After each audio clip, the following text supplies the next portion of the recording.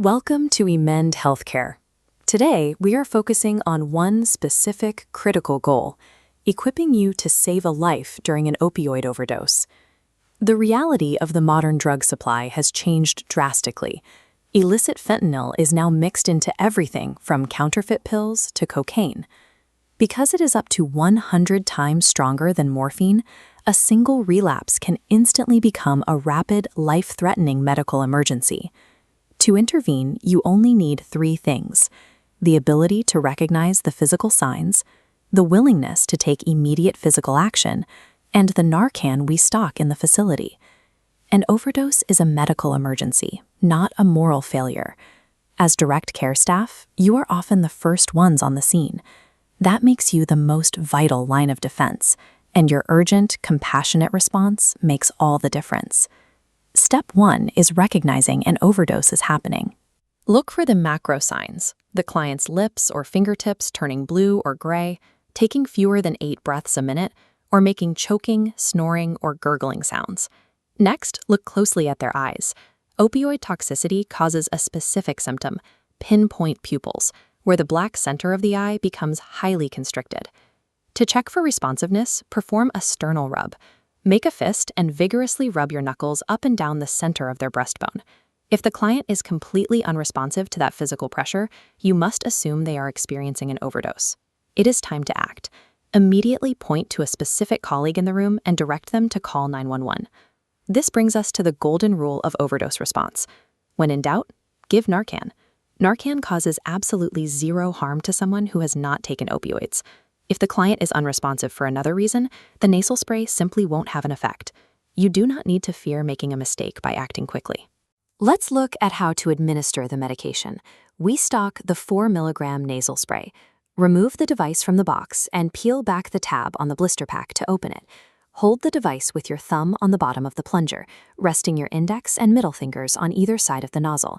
Do not press the plunger yet. Do not prime it or test spray it in the air like a bottle of perfume. Tilt the client's head back. Fully insert the nozzle into one nostril until your fingers touch the bottom of their nose. Press the plunger firmly to release the dose and remove the device. Each device contains exactly one single dose. Proper execution on the first try ensures the client actually receives the medication. Narcan takes a few minutes to work. If the client isn't breathing on their own, you must act as their lungs by starting rescue breathing. Roll the client flat on their back. Tilt their chin up to open the airway. Pinch the nose closed and place a pocket mask over their mouth. Start by giving 2 initial breaths, watching for the chest to rise. After that, give 1 breath every 5 seconds. Maintain this breathing cadence and monitor the client closely for 2 to 3 minutes. Because fentanyl binds so tightly to the brain's receptors, a single dose of naloxone is often not enough to reverse the respiratory depression.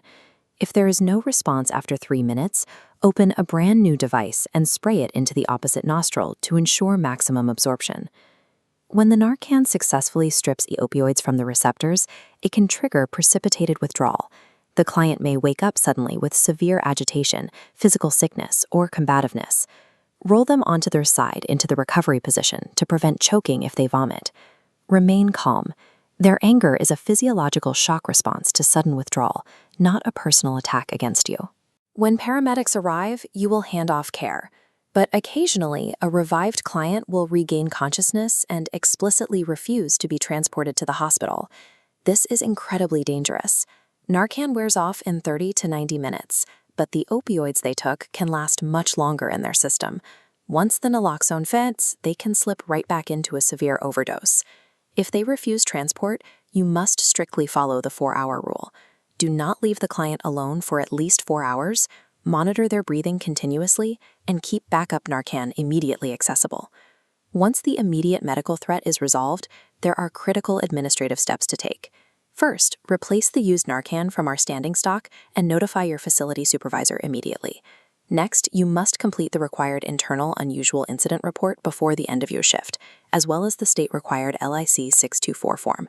Remember our privacy protocols under 42 CFR Part 2. All overdose incidents are strictly confidential medical emergencies.